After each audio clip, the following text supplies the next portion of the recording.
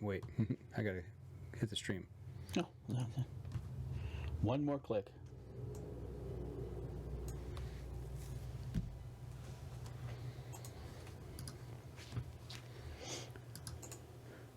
Welcome back, everybody. Another episode of the Up North Journal in house tonight in the cabin with none other than Dan DeFall. You know what? It's sad because this is the last show of the decade. After tonight, I won't see you again until next year. You're right. Good riddance. That's right. Hopefully everybody's had a good year, a good decade, and a good day, and a good weekend. Well, I tell you what, the weather here in Michigan's sure cooperating. If you like warm weather. Right? It's not good for ice fishing, I can tell you that. I tell you what, they are hitting, the boats are hitting the bay and river up in Saginaw like crazy. It worked, we got a you camera. got the camera. On in Bay City and Saginaw, so we can watch the boats. And yeah, we finally got our camera in Saginaw working, and the boat's been hitting the river like crazy. So yeah, so they're on it, grabbing a little dinner. So we're going to do a couple quick shares here, and we will get on with tonight's show as soon as Danny gets done. How come I didn't get the notification? I don't know. That's weird.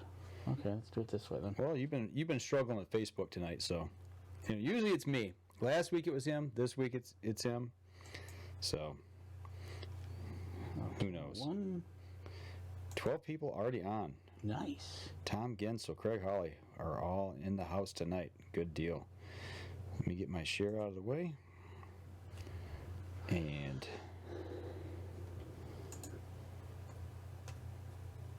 I am done, so to speak. I'll tell you what. I got stuff scattered all over. I got notes here tonight. I got my phone. Yeah, I got all kinds of stuff laying around here. Tonight's show is going to be so packed that I had to go with the big cup of coffee tonight. Had to make sure I had enough caffeine to get me all the way through. Yes. So. All right, one more share to go, and we should be good. We'll have Ken Scicluna on a little later with us. Yeah. So get him on board. We'll dial him up. And there we... Rebel 6 in the house. Willie Reed. Hey, speaking of, look like right there. See that hat right there over my head? That's the Rebel 6 lid. That hat over there. Yeah. So, I thought we start throwing up some hats in here. We always switch hats. Actually, tonight we did not talk to each other, but we both got the same shirt on. We did not. Normally, we just throw on whatever, and whatever we got on is whatever we got on. Hey, Courtney, what's going on? Courtney, did you shoot a deer today? Did I see? I think I saw, if I'm not mistaken. Oh, and congratulations, by the way, being Pro Staffer of the Year for Nexus team, Scentlock, and you cleaned up house over there. Right? At the virtual Christmas party. You ever been to a virtual Christmas party? No. It's pretty cool. It's pretty good. Got to hand it to those guys. They did a nice job. So, Nick Andrews over there at Hopefully Nexus. see them at ATA next week? Yeah, we will be talking with them. Is it 1 week from Wednesday? A week from Wednesday. So we're like 10, 11 days out? Yes, sir. Wow. Where has the year gone? Hey, Ken Scicluna, he's already on. Look at that. Courtney says she did shoot one. Nice job. Good job. Very cool. Last show of the decade, last show for the year, 2019. Tell you what, man, this decade flew by. Right? I was kind of thinking back. It's like, did we do a decade? I don't think we did a decade ender back then. That was in 2010. Actually, Michael was my oldest boy. I think he was still on the podcast right at that point. Yeah, back then we weren't thinking about such things, and here we are, 13 seasons going, next week will be starting our 14th season. Yes, sir. Of Up North Journal, so pretty cool stuff. Hey, Rob Lee, what's going on? Glad you could join us. Actually, if I'm not mistaken, I think Rob and Courtney are from the same state. I I think you're both from New Jersey, I do believe. So maybe you guys are neighbors and just don't know it. New Jersey. Right on. So All right. so what do you think? You want to get started? Shall we? Might as well. What the heck? Get this decade over. You really want to get it over that quick, huh? No, we have no choice. It's going to happen no matter whether we want it or not. Right. Okay. Here we go. Stand by in 3, 2, 1.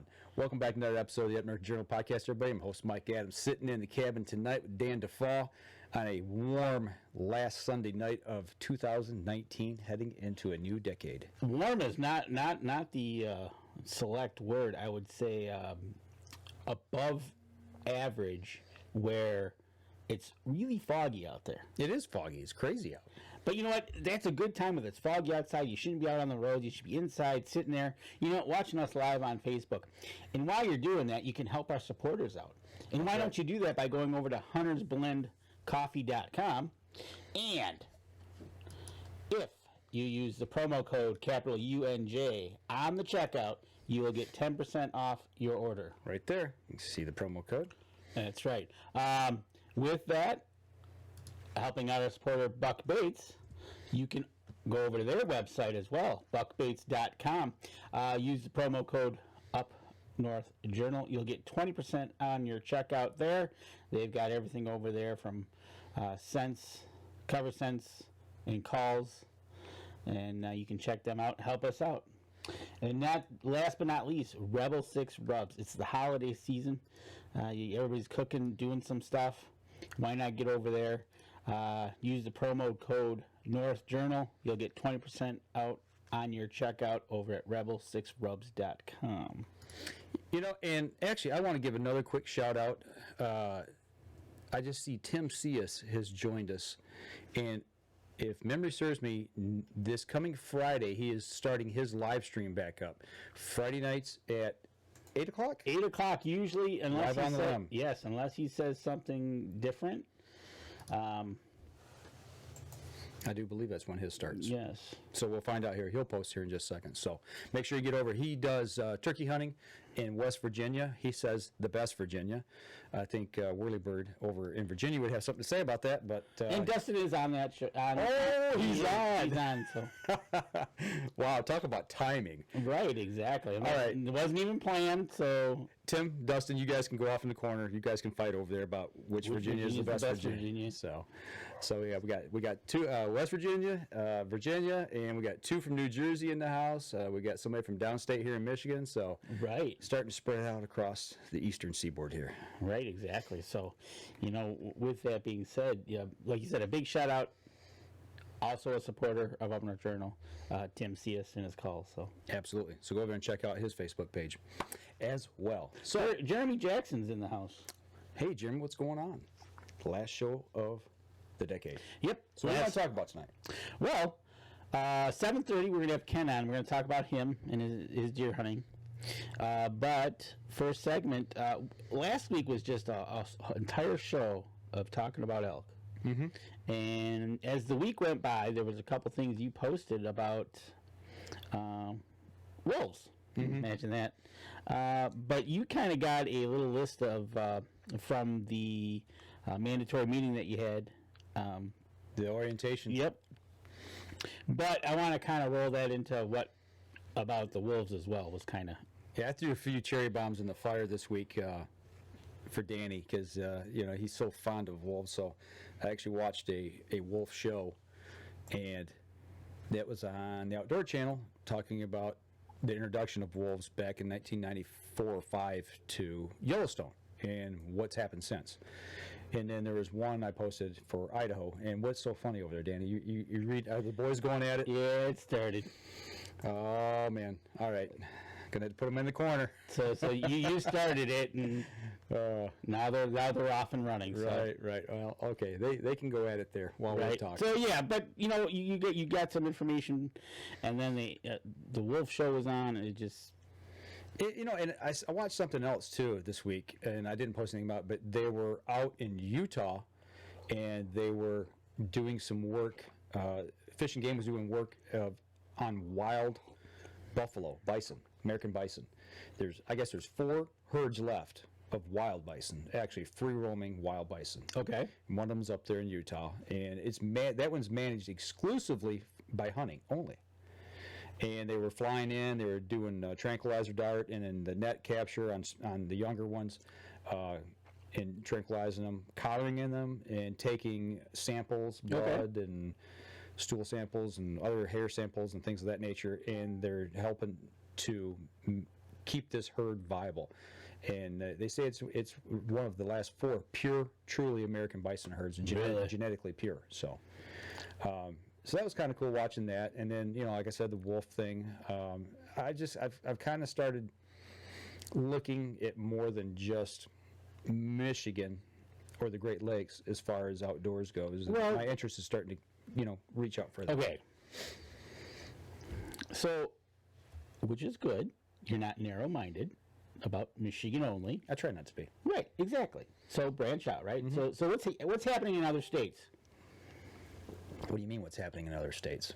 What I found out. Yeah, exactly. You're finding out different things that are happening in other states with the wolves, with their populations they have.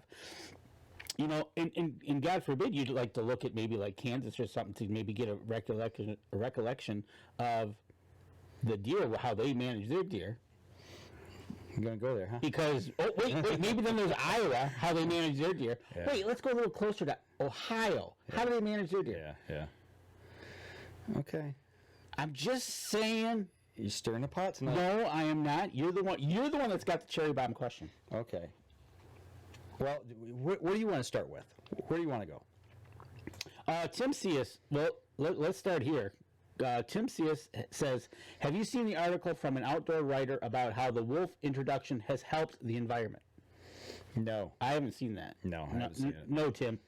It's probably in the New York Times or something. Actually, if you could put a link in there, we'd like to kind of see it. Well, the show that I was watching, I can't remember the name of it now, but it was on the Outdoor Channel, and it was done through Hunter Nation, that new outdoor group that's promoting heritage hunting and preservation of wild game species and things of that nature. But just a couple notes that I made. This is in Yellowstone, out west. Exclusively, these numbers are for. In 1995, they introduced 74 Canadian wolves into Yellowstone. 74, okay. And in 5 short years, in the year 2000, the number more than doubled to 175 plus in the wolf pack. Okay. And like, well, okay, that's not so many wolves. Well, in 1995, when they introduced those wolves, there was over 19,000 elk in Yellowstone. That was their count of elk. Mm-hmm. In that same year of 2000, when they did that next wolf count, where the wolves doubled, the population of elk went down to under 11,000. Not quite half, but pretty close to half. And they are attributing that this reduction in the herd was specifically due to wolfism. That's what that was what they're surmising. Also, in the year 1995, when they introduced these 74 wolves, there was approximately 4,000 moose in Yellowstone. And now, or not now, 5 short years later, that same year they did the other counts, there was less than 2,000. And the numbers are down even less now. So, wow, that's kind of interesting. We introduced the wolf. Then we go ahead and protect it, put it on species list so nobody can shoot it. They have free reign of doing anything they want, and you can't do nothing about it. Well, and the whole push of that story was mainly about how the wolf has been politicized, and how we were brought up. That was another aspect of it, how we were brought up as kids to view the wolf, whether it be propaganda or not. I mean, you had Little Red Riding Hood, the Big Bad Wolf. You had the Big Bad Wolf and 3 Little Pigs. So you heard all these folklore stories. And negativity. Yeah, in a negative light. And rightfully so. So the other issue is, okay, so we got all these wolves there. Well, they don't know where the boundaries are. They don't stay within the boundaries because you can't hunt in Yellowstone. So their main thing was these numbers of elk and moose being reduced is also leading to less sightings of these animals. People go to Yellowstone to see nature. They go to see wild animals. They said prior to the wolf, you could drive through, and you were guaranteed as you drive through, you were going to see hundreds of elk and moose. Now, people drive through and sometimes don't see any. Right. So, and you asked a good question. You said, well, what about bear and mountain lion? Well, these numbers were taken, these counts were taken in 1995 and 2000. So in that 5 short years, there was a big reduction. Before that, those populations were stable. Right. Everything was stable. The only factor added was the introduction of a wolf. Yep. So they could see an increase in fatalities, or actually, they could. I'm sure being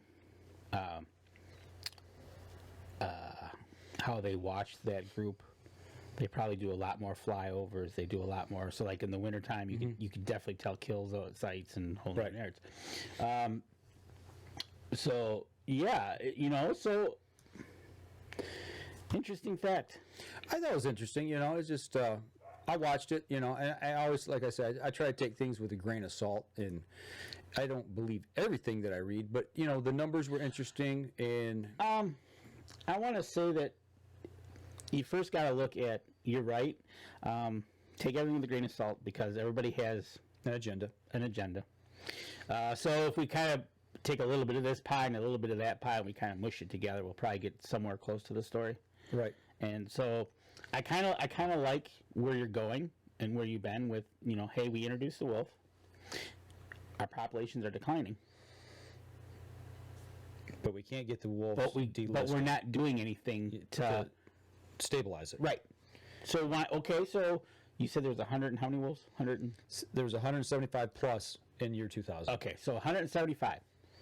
Why not say let's cap it at 125? Yeah. Well, and the other issue they were talking about is how it's progressed across, eastward into the Great Lakes states, and where these now, populations are doing very well and stabilized, but yet and still we're not managing these populations. It's just like any other apex predator; they need to be managed. We have when we have an invasive species in our waters, they jump into action. Mm-hmm.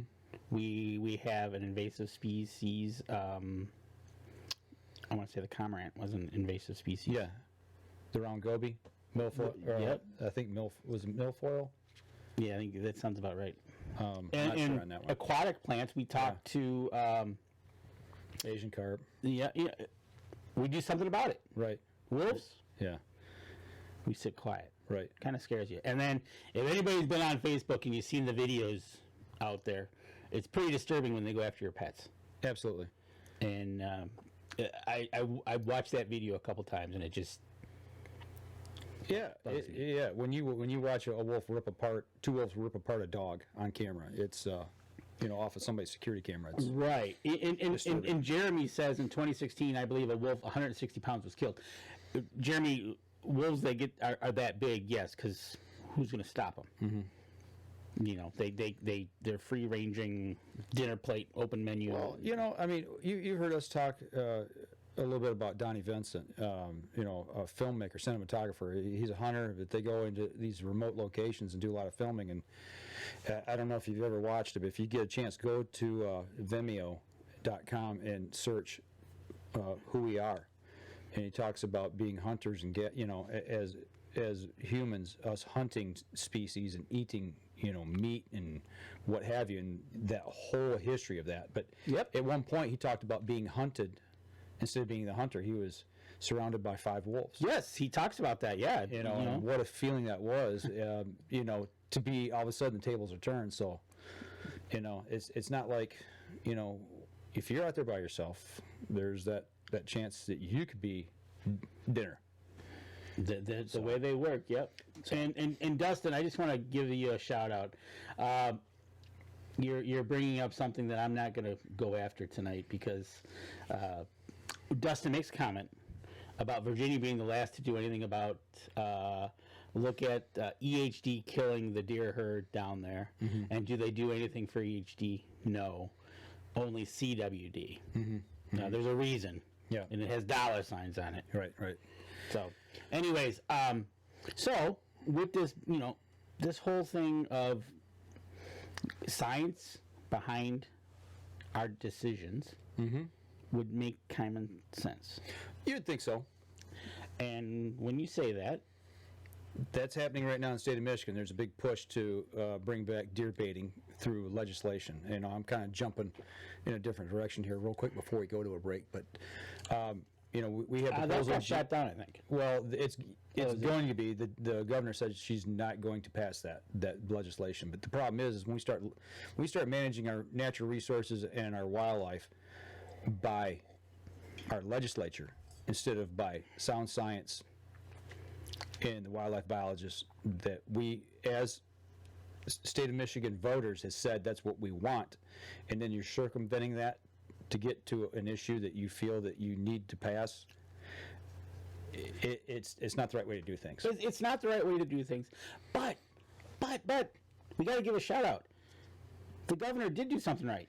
Yeah, she appointed a very good friend of ours, Anna Mitterling, to the NRC. Yes. She is going to be on Michigan's NRC, Natural Resource Commission. Congratulations to her. Huge congratulations to her, and that is a huge win for us hunters and anglers here in the state of Michigan. So, big shout out and congratulations to Anna. We've done some work with her, and she has been to our deer camp and did some work. And we were down at her place with a bunch of southern co-op leaders. Yeah. You know, we went down there, and lo and behold, she was appointed, and she is quite thankful, and we are thankful to hear that she's been appointed. And I think it's a 4-year term. I'm not sure. Might I be want 2. to say so. But I think it's 4 years. Okay. But back to the wolves real quick before we go to break. HunterNation.org. Go check that out. That website out. They're really pushing the hunting heritage and preserving our wildlife, our game species, and things of that nature. So go over and check it out, and you can see it for yourself and see what we've been talking about. So I tell you what, we're running a little long here, so let's step outside. We'll take our first break. We'll come back. We'll talk a little more about the Michigan elk. We'll be right back after this. All righty. All right, and you're right, Dustin. Leave the politicians out of it. Bingo. Let the hunters handle it scientifically, because the politicians will ruin it. Mm-hmm. You got it. All right. Not that the politicians try to do anything behind your back. Right. Hope you didn't want to go buy cigarettes when you're 18. You know, I don't know how I missed that, but I did miss that. You know, me working in the news industry, that's something that just, well, not that the news wouldn't report anything if they didn't want to. You know what I'm saying? All right, here we go. Stand by in 3, 2, 1. Welcome back. Second segment of the show. Okay, we got the dirty stuff out of the way. Yeah, let's get the dirty stuff out of the way. So, the Michigan elk. Yeah, the Michigan elk. You attempted. We haven't heard any final numbers on how many was successful out of the 100 that were hunting. Mm-hmm. But the week you had was you want to talk about a roller coaster of weather. If it would have been this week, would have been real interesting. Yeah, we wouldn't have had to trudge through snow. We would have had warmer temperatures. Right. Probably had a little more success. But what did you learn at your mandatory meeting about the elk? Last year was the 100-year anniversary of the reintroduction of elk in Michigan. 1918 is when they really reintroduced them because they were hunted out of existence. The last native elk in Michigan was killed in the late 1800s. Don't know exactly what year, but it was somewhere in the late 1800s. I believe he said 1880 something or other. Okay.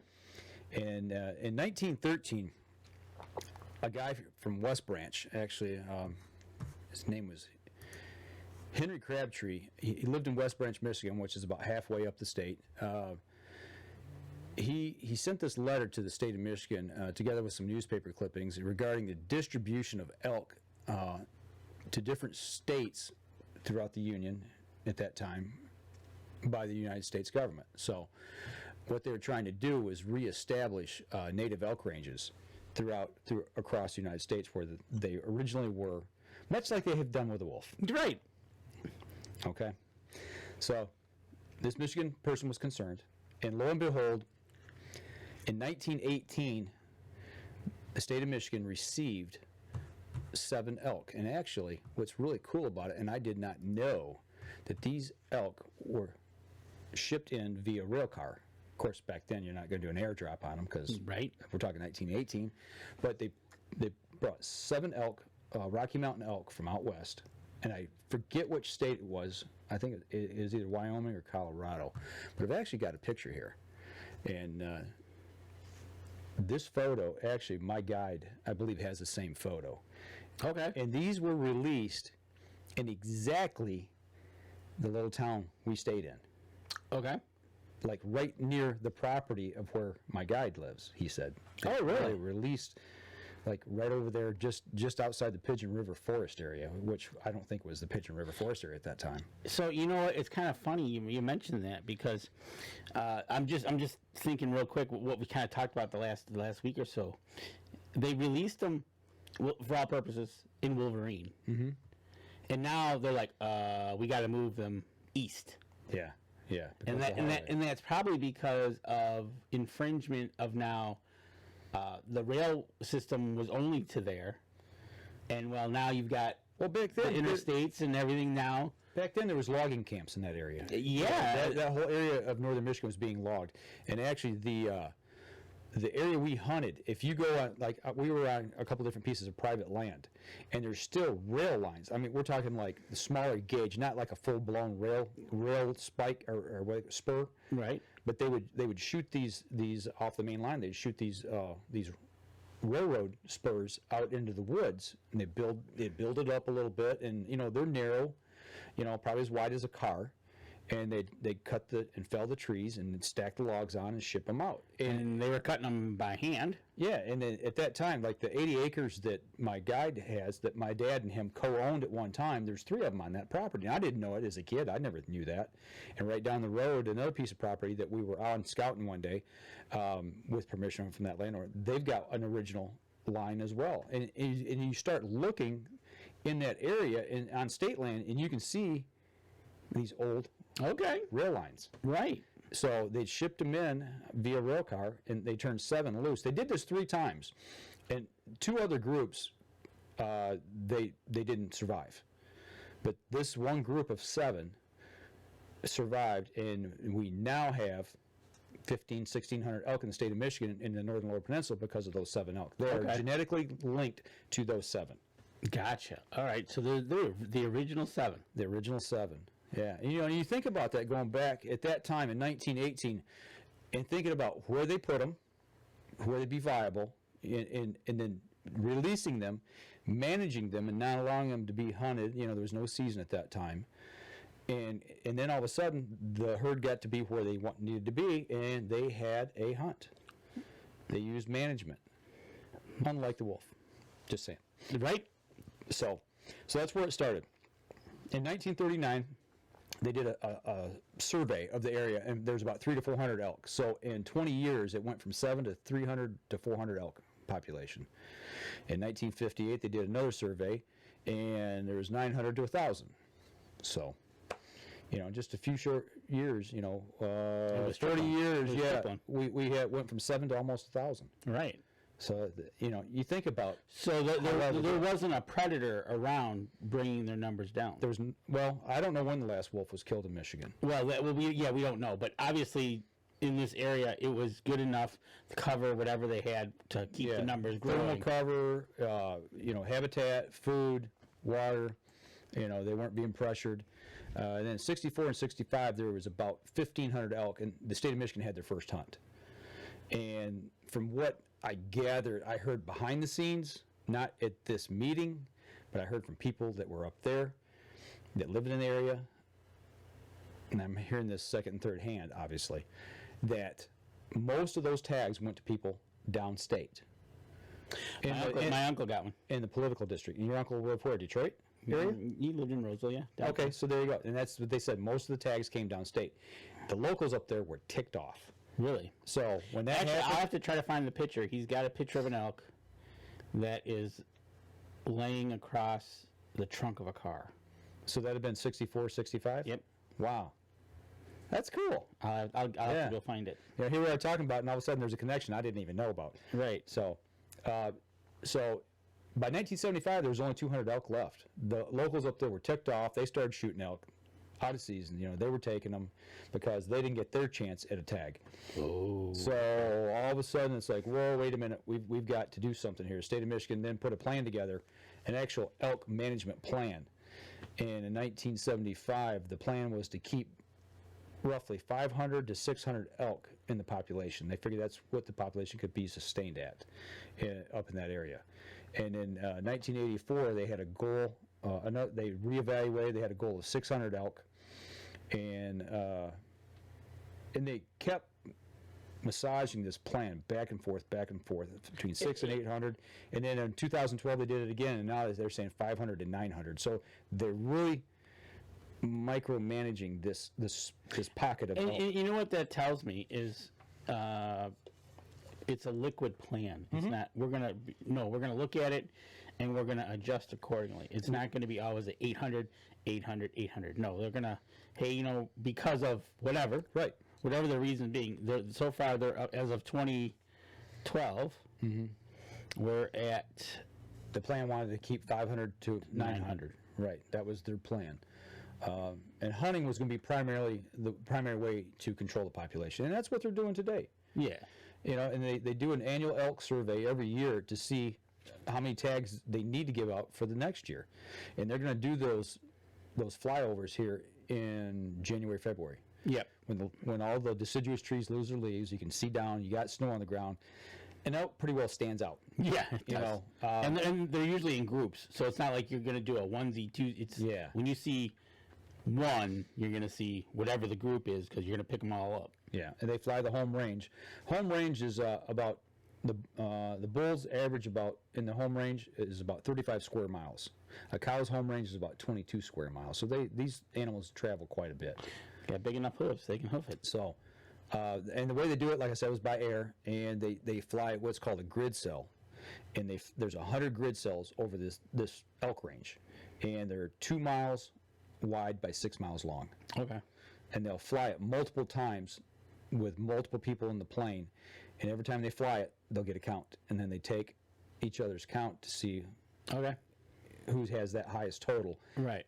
Because some people might miss a few, Yep. depending on what side of the plane you're looking out of. Absolutely. Or yep, totally get it. And they said that that usually takes about 4,800 miles of flight to cover the elk range. Okay.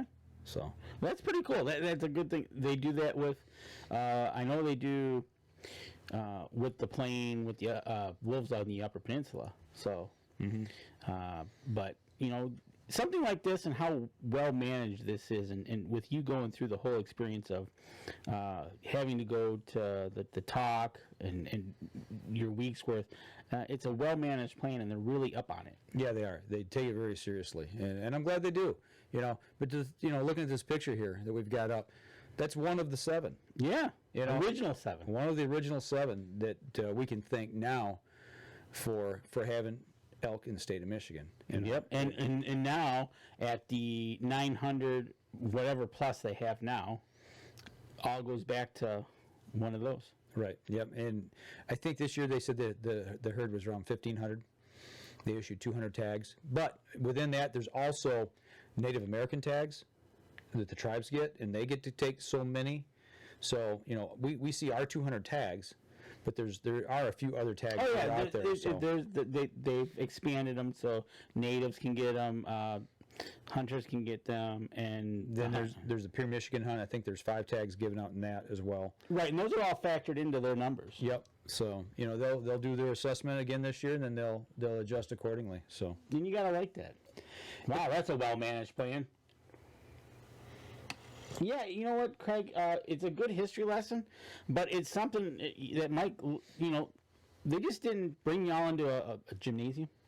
it was at the township hall. A township hall and just said, hey, guys, Here's your tags. here's your tags. No, they made it worth the 2 hours of giving you a brief history of what you're doing, so you're just not, hey, here's your tag, hit the woods, see ya. Yeah, have at it. And I think I was the only one taking notes of all the people there. But I mean, I was genuinely interested in that, and you can't see it.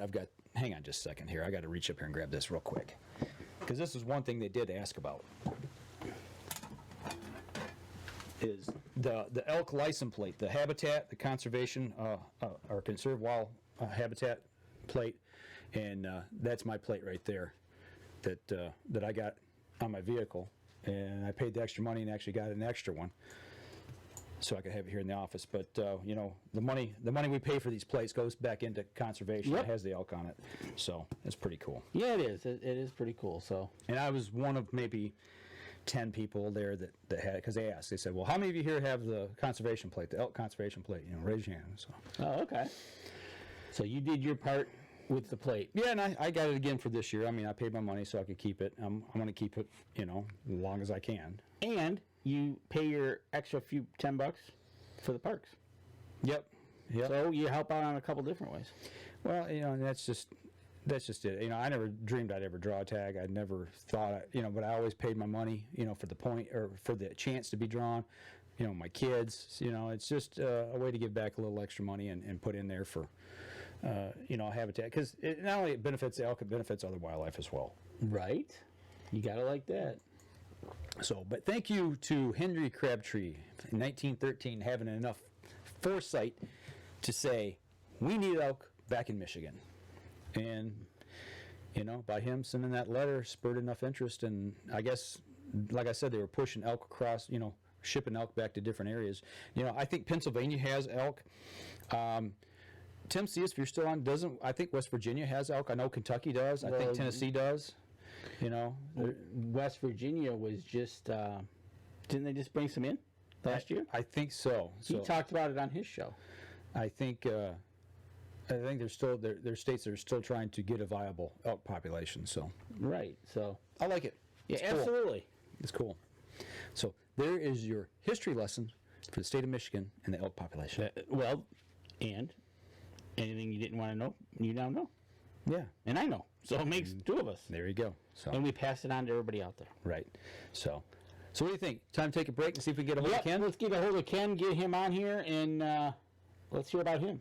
All right, we're going to step outside. We're going to take our next break, and we'll be back right after this, hopefully with Ken Scicluna, and we'll be talking a little bit of deer hunting here in Michigan. We'll be right back after this. All righty. Yeah, I thoroughly enjoyed that part of it. There he is. Mr. Ken. Back in the truck. He's in the truck. All right. Well, yep, 3-year-old inside. Truck's the safest place. I got you. We got you on here. We're in a commercial break here real quick, so we'll get you plugged in, and we'll get going with the next segment of the show here in just a second. Sounds good. So, have you been listening in?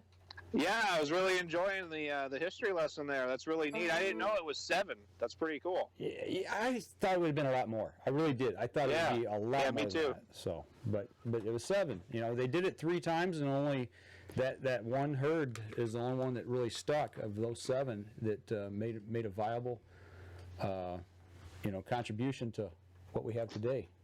Yeah, So, yeah, I was enjoying that. okay.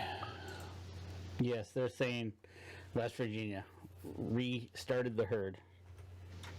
They did restart the herd in West Virginia. Okay. Yeah. Alrighty, let me save this off here. Am I? Oh, you haven't seen it yet.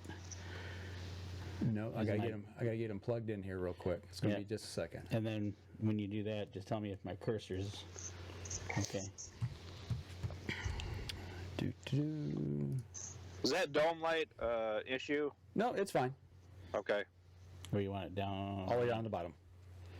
Just leave it like that and we'll be good. All right, good. Okay. All right, cool.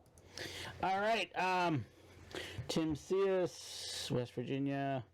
Dustin introduced in one county. Okay, we're caught up. Are we ready? Okay, Here we go. All right, stand by in 3, 2, and 1. Welcome back.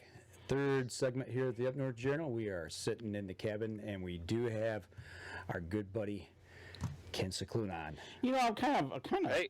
sad, Ken. I thought you'd be reporting from the rocket ship that you put Oh, did you see together. that? You put together on Christmas.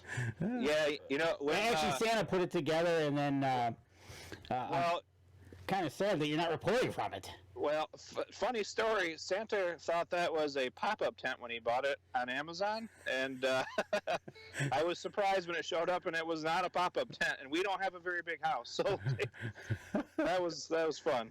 Nice. It was a Christmas surprise. Christmas surprise. That's what it was There you for go. everybody. Yeah, nice. Well, you got to listen a little bit to the live part. We were talking about the elk. What's your quick take on what you heard? You got any questions? No, not really. I've always, I really enjoyed it, first of all. Like I was telling you on the break there, I didn't know it was only 7. And, growing up, when my uncle was alive, he had property that butted up to the Pigeon River Forest, so just outside of Gaylord there, and Spar, actually. And so all my childhood, all through my teenage years, early 20s, I grew up going there. We always seen the elk. I'm very familiar with Pigeon River country.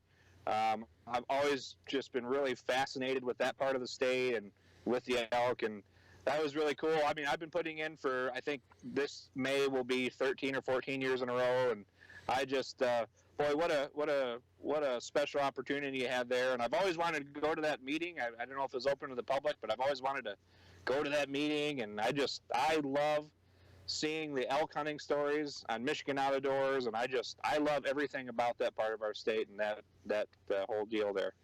The Pigeon River Wildlife Area, it's just it's indescribable. I mean, you have to spend time there and then really embrace it to understand really what we're talking about, because it's just such I almost say almost mystical place. It really is. It's got a real allure to it that just once you're there, you just don't want to leave. It's just really cool. So, Yep. Well, so we're talking 2019. We're into the decade here. We're kind of wrapping up and everything, and we saw, was it last week or week before last? You've made the muzzleloader and then the late antlerless season. You've been out on your lease and you've had quite a time. I did. I finally shot a doe. Finally got one down on the ground there, and I was real happy for that. I think it was 2 Saturdays ago, and boy, let me tell you, after hitting that giant and not recovering it, and then missing the one during gun season, boy, it felt good to shoot that doe and watch it drop. It was a relief. I mean, I needed that in the worst way, and I was just so glad to get that deer on the ground, and it's at the processor, and I'm picking it up on Friday, so I can't wait. And speaking of that, we got a question right off the bat from Dustin, who's been kind of following you along here. Have you heard anything about the big buck, whether a neighbor found it, a neighbor shot it, or has it been seen? I haven't. I have been in contact with a neighbor. I have another buddy, a tournament bass fishing buddy of mine, that Coinkydink. He hunts 2 properties north. It was this big mind blowing thing when I found out he just hunted there. So I've been checking with him. He's got cameras out. I'm gonna do a card pull here. I'm gonna hunt New Year's Day, and after the hunt, I'm gonna go around and get all my cards and see, and hopefully he's on camera. I haven't heard anything yet. Okay. We still have a lot. We still have several cameras to check. So. Well, with that being said, are you going to leave those cameras out to see if you can catch them later in the season? Oh yeah, yep, yeah. I'm just doing a card swap, and we locked down the lease for next year already. It's contract signed. We're good to go. So. I'm going to leave, the cameras are going to be a year-round thing. And, of course, I'll move them. I'll probably move them a little bit or add more to it, probably, is what I'll do. And I'm definitely going to be, I will know that buck when I see it. Right. Now, so you went out and you had just purchased, I believe, a 450. Is that what you shot that doe with, or was it muzzleloader? No, that was a muzzleloader. I haven't got the 450 sighted in yet. So I shot that doe with the muzzleloader. At about 30 yards, and want me to tell the story? Yeah, go ahead. Absolutely. Story, yeah. That's why you're here. So I was hunting behind the ghost vine, just a run and gun setup. For the wind that day, I picked out a spot playing the wind. I knew the does come into that field every night, and picked a spot, nestled back in and some woods right on the field edge, and behind the ghost blind. And about 5:15, of course, I've got my nose in my phone. I just made a comment or something on Facebook. I hate to admit it, but I did. I'm down, and I just was commenting on somebody's post on Facebook, and I look up, and there's these little notches on the ghost blind, and I look up, and there's this doe just staring right at the ghost blind. She doesn't got me pegged yet, but she's probably saw my head bobbing around or something, and she's looking right at me. And but then she kind of relaxes. She put her head back down and kept eating the clover that's in that field. And I propped the gun up on the ghost blind, and she looked up again at me. And I had the scope on 3, and I dialed her up to 10, and I put that baby right on her front of her chest, and I shot. And I can't believe she ran as far as she did, but she ran about 80 yards, and I saw her fall over right at the field edge.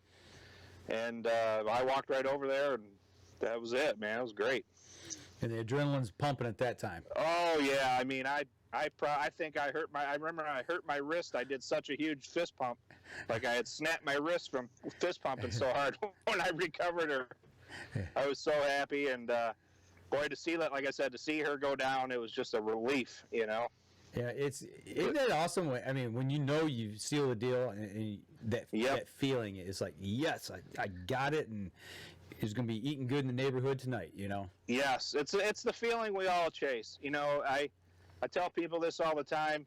Nothing else can, and that's why I'm such a fanatic about deer hunting. Nothing else matches that for me. I mean, my heart thumps a little bit when I get a 5-6 pounder fishing, turkey hunting, things like that. But that feeling, that high you get when you're about to make a shot, or you make a shot, or when you recover an animal, it's the ultimate for me. And whether it's a doe or a buck or whatever, it's the pinnacle for me.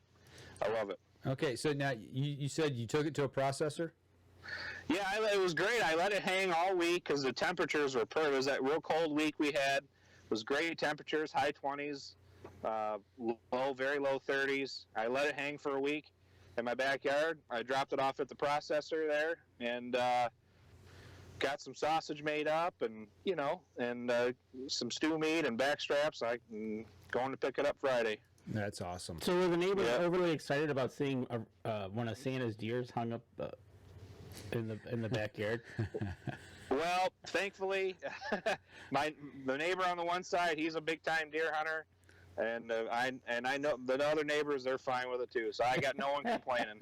That's good. Yeah, I've had that problem before. Have you? Yeah. When I first moved out of the house, I moved into a trailer park in Highland, and I had shot a deer, and the only tree I had was in the front yard, and I had this buck hanging in the front of the trailer there, and sure enough, like a day later, I got a nasty note on my door, and I had to take it down. Oh, jeez. Yeah. My neighbors are used to it. They're used to seeing deer hanging from the basketball pole, getting skinned or getting quartered up. Yeah. Whether boiled skulls outside, for Euro mounts. It's just, they just say, it's the Adamses. That's all they say. Don't pay attention to that crazy guy across the street. Right. That crazy hillbilly over there. That's right. And to answer Dustin's next question, do you guys have to take to quarter or take to the processor whole? We take them whole to the processor here. You can take them quartered if you want to skin them yourself. Yeah, I've actually taken them deboned before. Yeah, you can. Yeah. You can literally just take your whole deer there and drop it off. They'll, if you want the head, they'll cut the head right off. If you want it caped, they'll do that. Yeah. But no, you can take the whole deer. I took some in one time. I didn't want to pay to have it processed, and back at that time, right when I first started processing my own deer, and my dad just let me do what I wanted to do with it, and I deboned it, cut it, cut the steaks out of it. What I had left, I took to a processor to actually make summer sausage out of. Right. So that worked. Yep. So looking back, I remember at the beginning of the season, we talked a little bit about doe management, and you said you really didn't think your neighbors of the lease practiced that. Did they say anything to you? Did they know you shot a doe, or? Nope. I haven't told them anything I've done at all. I mean, of course, I report it to the landowner. That's part of the agreement. They want to know each time we take an animal, so I let them know. But no, I haven't. I suppose I'd tell the neighbors if they asked me. If they wanted to know, I'd tell. Yeah, we took some does. That property really I mean, it's not always the right. I mean, people say, you got to shoot does. That's not always the case. But on this property, I'm not exaggerating when I say there's 20 to 30 does on this property almost all the time. Right. It's in North Ann Arbor. I mean, it's just words can't describe how overly populated this area is, and it's a lot of does. I mean, they're everywhere. Right. And I mean, there's probably I know for sure there's at least 2 separate doe families. I think there's 3, and they all have 7 to 10 to 12 in there. And I mean, you can't barely walk on that property without kicking up 7 deer. Right, so exactly. And what's going to be nice for you, now that you've locked in this lease for the next year, you can start to formulate a plan now and kind of work it out from now until whenever, October 1st, right? Oh, yeah. Well, yeah, and the wheels are spinning already. I've got so many ideas. I'm going to be spending all winter, all spring doing habitat improvements. I've got the green light for that. I'm getting the phone number for the farmer. I'd like to get in touch with him, see if I could work something out with him, if maybe he could leave us just a couple areas for food plots, or maybe I heard he's going to plant beans. Maybe we could compensate him. Hey, can you leave me a 1 acre plot of leave the beans standing for me, or see if I can work something out with him so we can do a little bit of something with food. I've got plenty of ideas for trails and making some bedding areas and planting switchgrass, and my mind's going, I think about it every day.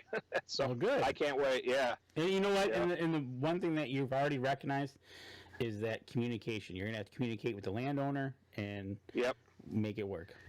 Yeah, transparency is key in everything. And so, yeah, I've got all kinds of ideas, and we're definitely looking to do doe management. I'd like to do early doe season, but I'm kind of finicky about that because I don't want to blow the property out in the middle of September. So I'm hoping we can do some early doe season, but do it at the front of the property and not jack anything up too bad. Right on. And like you said, transparency is key. There was a couple of guys that I knew that weren't transparent. Basically in a nutshell, what they did is they shot a couple of deer. All they did was take the back straps, left the rest of the deer there. And that's messed up. Yeah. Right. The person, the lease owner, was not very happy, and he booted them. Don't blame him. Yeah. And I even, when I shot that, when I shot that big buck, I even called just to get permission to have my friends come, just to get permission for them to step foot on the property to help me track. And I think she really appreciated that. I just made sure I even called just to bring someone on there just to track. Right. So I just want to make sure I do not want to lose it over something silly. Well, that's it, right? And that's just one of the things is just being open communications, and making sure that she knows who she's dealing with in case she's ever driving by and sees a different vehicle. Yeah, different vehicle. Somebody doesn't look familiar, and they can ask them. Yeah, we did that with our lease down in Indiana. I mean, they had my make and model of my vehicle and plate number, and all that, and everybody that's supposed to be on the property. So we were very upfront with them, and there's times we weren't sure about something, we'd ask, instead of just going and doing it and then asking for forgiveness. That's not the way to do things. So right. Nope. Well, I'll tell you what, we're bumping up here on our next break. We come back, we'll continue the conversation, talk a little bit about wrapping up this fine 2019 deer season. And decade. We'll be right back after this. All right, last segment, folks. Anybody got any questions out there? Let's have them for this. We're not going to take anything more for this decade after this. So, and what's kind of nice? It's not kind of nice, Ken. With this weather, you're not freezing your butt off out in the truck. Oh no, not at all. Yeah, I've got it running right now, and I've got the temperature just perfect, and it's been great, man. It's been great hunting. Late season, the month of December has been great. I've just been out there in some insulated Carhartt pants and a hoodie, and it's been very comfortable hunting. I tell you what, the fishing people are up and at it up in the bay, they're in boats.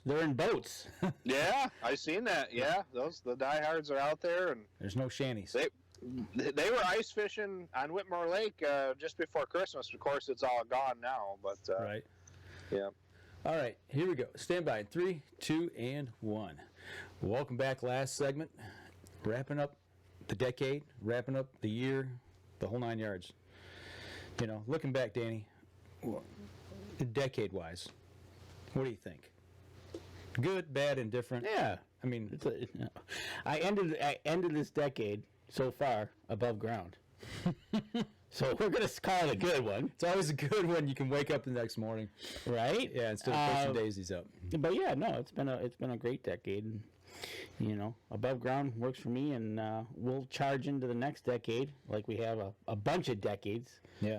and we'll keep on going. What about you, Ken? I mean, I don't know exactly what your age is, and it doesn't matter. I mean, if you don't want to tell, you can That's tell. right. No, that's fine. But, you know, looking back the last 10 years, what has Ken Scicluna accomplished or progressed towards in the last 10 years in the outdoors, whether it be hunting or fishing?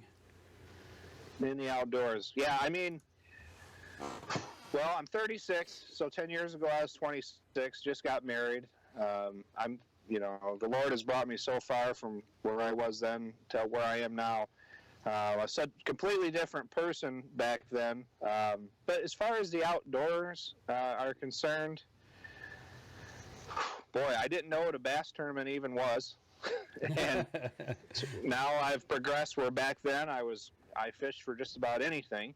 But now I'm pretty much, obsessed with the bass fishing thing. And, of course, as far as deer hunting goes, that really just started to evolve the past couple of years when I stopped baiting and started being a little bit more mobile and really paying attention to the wind. 10 years ago, I wasn't a turkey hunter. I just started that maybe 7-8 years ago. So a lot, in regards to, the way I've deer hunted has drastically changed. I've picked up turkey hunting. I've changed. So a lot has changed. I've changed the way I fish, and be interesting to see how I evolve over the next 10 years. Right on. So, Well, see, that's it. And you keep looking forward and moving upward and onward, right? Yep. Looking forward to it, and we'll see what 2020 brings. I'm very much looking forward to Well, that. it looks season. like it's going to be bringing some warm weather. Yeah. hopefully it Yeah. stays warm until we get back from ATA, Yes. looking Excited for that. back for the 10 years for me, back 10 years ago, I had just really got heavy into getting my kids involved in the outdoors heavily, at that time. And I've got to watch all 4 of them take their first deer. I've got to watch 3 of them take deer with their bows. For me, I think that's been one of the biggest things for me as a father in the outdoors is to be able to have that happen and be able to be there and watch it. I guess me personally, though, I've seen, like you, Ken, you're talking about, your hunting philosophy or whatever is progressed. I've become much more involved in habitat and deer management, as well. And I've actually shot less deer in the last 10 years than I did the previous 10. I mean, I'm very much more selective, I guess I should say. And I've grown really, how should I say, affectionate about archery, passionate. Archery to me is the ultimate for me. I mean, I love deer hunting with a rifle or black powder, or even if I used a pistol one time. But archery for me is the ultimate, and that's really where my passion lies, I guess. So Yeah. I guess that's it for me.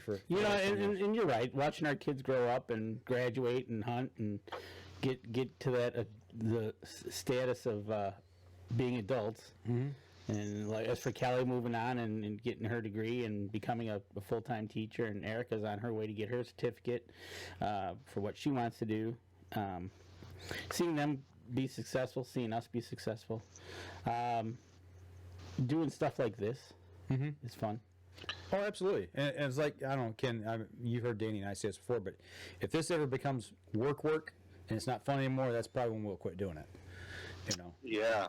People ask us, why do you do that? It's not like you're getting rich. And I'm like, oh, we get rich. We get rich by the fact of us being able to help other people.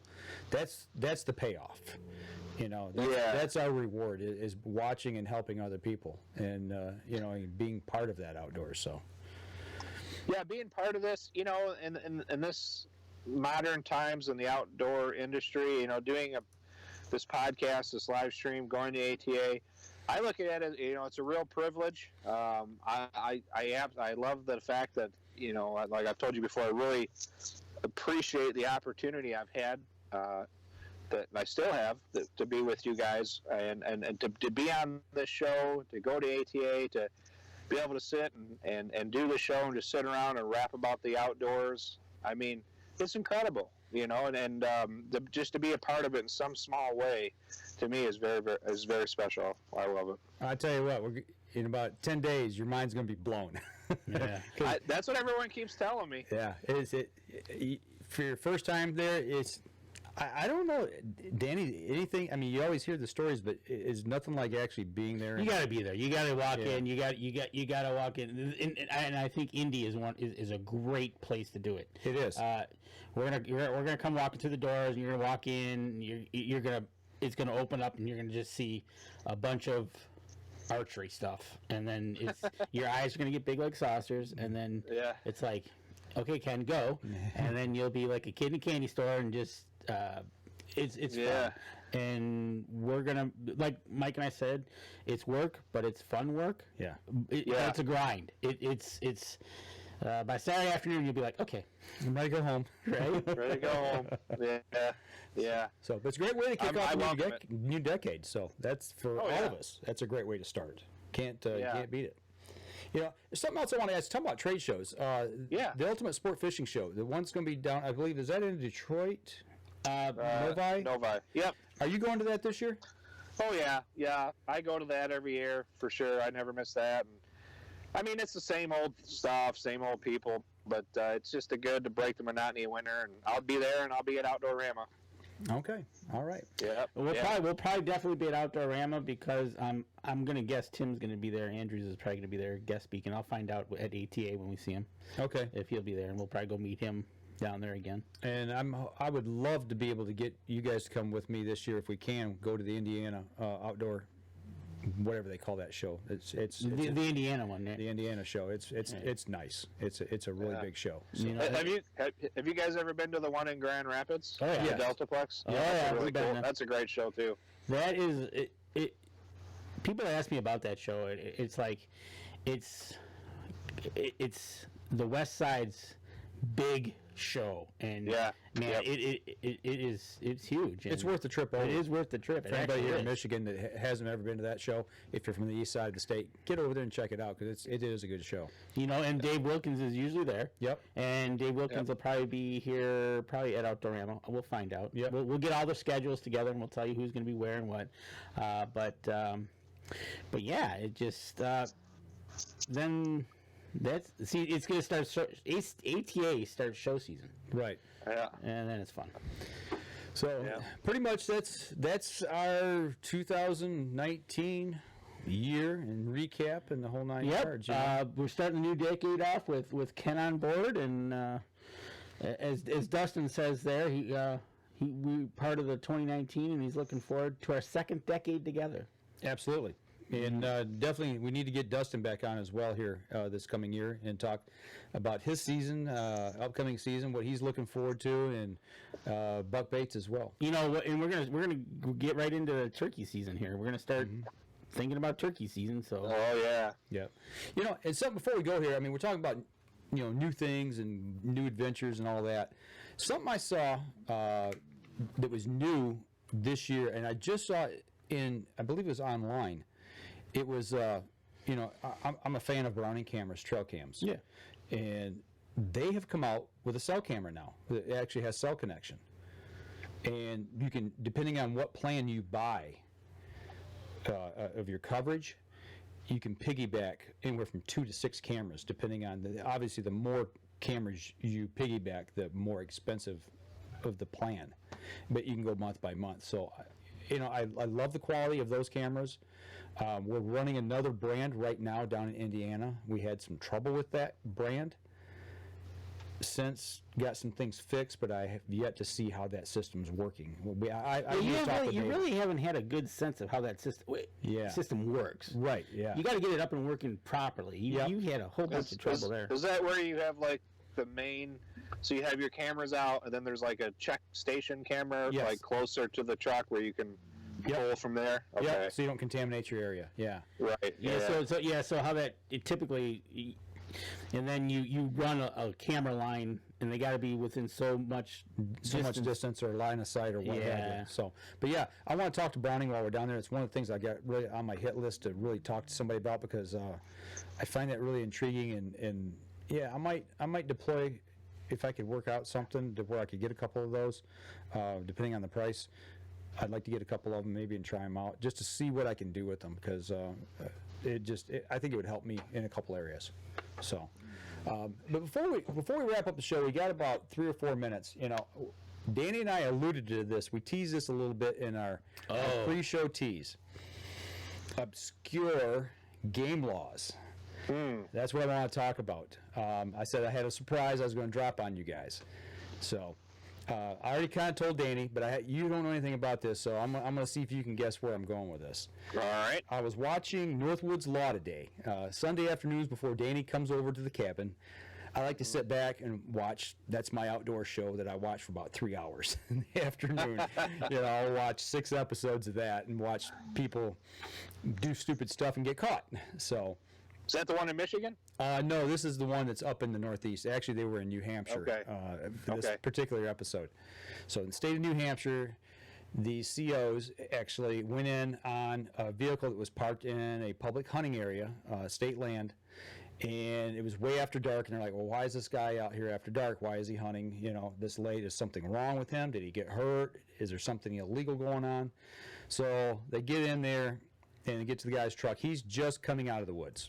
And he's got his bow, he's got his climber with him, okay? And they start asking questions, and he's like, yeah, he says, you know, I just got out of the military, just got back here to the state and doing some archery hunting, and the reason I'm coming out late is I was in my climber, you know, I waited after dark, climb down, get everything secure, pack it out. So, and as they're talking to him, I hear them say, do you have your name and address on it? And if I had to ask you what the it is, because at first I didn't hear it clearly, but then they mentioned it again later in the wrap up. What do you think the it is? When I say, do you have your name and your address on it? Probably his climbing stand. That's the first thing I thought. I thought that So was that was my answer. Not gonna lie. Yeah. That's not it. And we're all wrong. We're all wrong. Okay. So if you had another guess, The weapon? The weapon? that would be my next guess. Wrong. The arrows. Well, that is an obscure game law. You know, and I like. So being Mike who he is, immediately got on his phone. I'm like, there's no way this is true. I got on my phone, looked up New Hampshire game laws, archery game laws, and sure enough, here I'm gonna read it verbatim here, just because so everybody can. I have never ever in my life ever heard this. Archery season. Archers and crossbow hunters must have their name and address on arrows or bolts when afield. So, with that being crazy. said, Ken, how would you go about affixing your name and address on your arrow? That's my next question. How do you do that?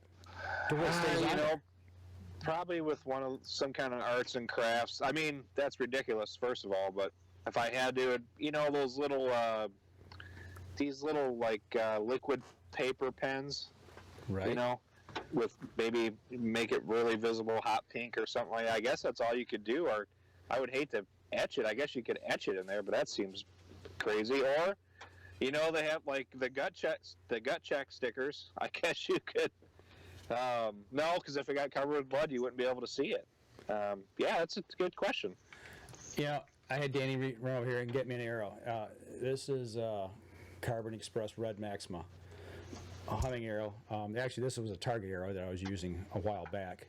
But, you know, the diameter of this, where are you going to, you could, I guess maybe on the fletching, you could write it on there. Yeah. So my next question is when you put something on there, you got to put it on so it stays on. So if it gets wet, So you're going to have to put if you let's stick with the fletching. You're going to have to use permanent marker, obviously, and write small. because you're using look at how small the veins are. Well, those are Target. Well, Target but flesh. still. But a regular, like a mini blazer, you're going to have to write it on there with a real fine tip to where it's legible. And then what are you going to do? You're going to lacquer it to where it doesn't wipe off? That's a good question. I just and they actually said to him that. They said, well, you don't have your name and address on your arrows. And that's when he said, well, I just got out of the military. He said, I just come home and I wanted to do some archery hunting. And actually, I forgot that was a law here. And I can understand that. So, they didn't bust him on it, but it was just, I just found that really odd to want to put I know why they do it on tree stands. Sure. If you leave them out after season, but I mean, an arrow or a bolt? I mean, I'm telling you, you get the little tags, the little key tags that hang down. You put a little string on there, and yeah, that'll work. And the guys who are super anal about weight forward or having an arrow balanced or what have you. You start adding. Yeah, we're talking a grain or two, but you put some kind of wrap on there or something like that. You're adding weight to it. It's all right. Who said something? There's a lot of weird game laws out there. Okay, so Dustin Burley says right on the fletching, and then Rob Lee says don't let our governor know about that. He'll probably make us engrave our names and addresses on every pellet in a shot shell. Right? Well, Danny brought up a good point. Like California wanted to do the micro stamping on the firing pin, so they could pick up, your casing after you fired around and know that it came from your firearm. But I just how can you put a name and address on an arrow? You use those little address labels that whoever sends you for donations. That's how you do it. Yeah, and then as soon as it gets wet, it smears. Right. Yeah. But that's an obscure game law. And anybody's listening to the podcast or the live stream, you got an obscure game law in your state? Let us know. Let us know so we can talk about it. So I thought that was pretty wild. Thank goodness we don't bow hunt there. Right? And if we ever do, we got to remember. You got to put your name and address on them. Right? Yeah. So, all right. I tell you what, we're running just a little bit long here, but that'll do it for the last podcast, 2019, last podcast of this decade. So, we'll be back again next year. For those of you on the podcast, for those of you on the live stream, we'll hang around for a few minutes. So, y'all take care. Have a great and safe New Year, and here's to looking forward to 2020. All right. So, maybe we got anybody on the line here that's got some questions and wants to chit chat for a moment. We'll hang out here for Ken a few. here for a second, and then if not, we can close that up. We'll close it up for the decade. Oh, we did not mention while we're on the live stream here. Starting next week, for the following 12 weeks, we will not be on at 7 o'clock. We'll be on earlier. We'll be on at 'Cause we 3 gotta o'clock. shoot. Yeah, we're starting winter leagues here locally, and we have to be at the range prior to 6 o'clock. Yeah, it has to be there before 6. So we can get some practice in. So Right? So you start at 3 on Sundays? We're gonna the live stream will be at 3 o'clock, on Yeah. Sunday. So Okay, great. yeah, that'll probably help you out a little bit too, I imagine. As far as timing, Yeah, that'll be convenient. So that's and actually we got a link to the wolf story who was that was sharing Tim C.S.? Yep. Actually, I did see that. I seen an actual story on it, not the article. How wolves saved the foxes, mice, and rivers of Yellowstone National Park. Yeah, they said that it was actually keeping the wolves and the elk in check, and that they actually devastated certain species in the park. So I found it a little bit leaning to one side. Yeah. Oh, I'm sure. Right. So. All right. So anything else on the live stream there? Do you have to have your name on your stand on private land? No. Nope. Not Only in public land. Not in the state of Michigan. Not in the state of Michigan. Public land only. And the reason they do that is mainly people who leave stands out past season. I think February. So there's a date in February that you have to have your stands off public land. Yes. And if not, and they find it and it's got your name and your phone number on it and address, they're going to come knocking on your door. I would hope so, because I know where I turkey hunt. There's a spot I've seen like 3 stands. See them in there all the time. Yep. All the time. Excuse me. Well, what happens is it's tough. Before I had this lease, I was mainly all public land, and it's tough. Guys claim, you find a really good area, you're like, oh, this is great. I can't believe this. I found this area. And sure enough, when I start thinking that, okay, that's about the time I find a tree stand, and guys claim these really awesome areas, and they just claim it year round, because I'm the type of hunter that once I see that, I'm gone. I'm finding a whole nother area. I don't even want to deal with it. Right. So they just get to claim it. Well, and what I've done in the area that Danny and I are talking about, I've actually taken the DNR in and had them confiscate about 4 or 5 stands. I'm like, here's one, and one over here. Every spring we'd start scouting for turkey, and we'd go in, and there'd be these tree stands, and it's like, look, you got these stands here. Here's the location, and they go in, they take them. If I got to follow the rules, everybody else should too. Yeah, I agree. I heard of some roundups over here in Picking State Rec where some guys seen them DNR going around with a trailer full of ladder stands and stuff. So I was happy about that. Yeah, all you gotta do is take a pair of bolt cutters with them and a trailer, and away they go. Yep. So anything else? Nope. Just like Ice Shanties, my brother says. Okay, all right. Well, I tell you what, Ken, hang on for a few minutes if you could, and we're going to wrap up this portion of the live stream. We want to thank everybody for being, part of the 2019, part of the last decade. For you guys, loyal listeners and viewers. And if you could, go over to our YouTube page, subscribe to that if you would, please. Our Facebook page as well. Follow us, like us, and share us as often as you can. We appreciate it. That helps us out, helps out the people who believe in us and work with us as well, helps to get the good word out about the companies that we're working with. So that'll do it for 2019 and the decade. Y'all take care, and we'll see y'all again next Sunday at 3 p.m.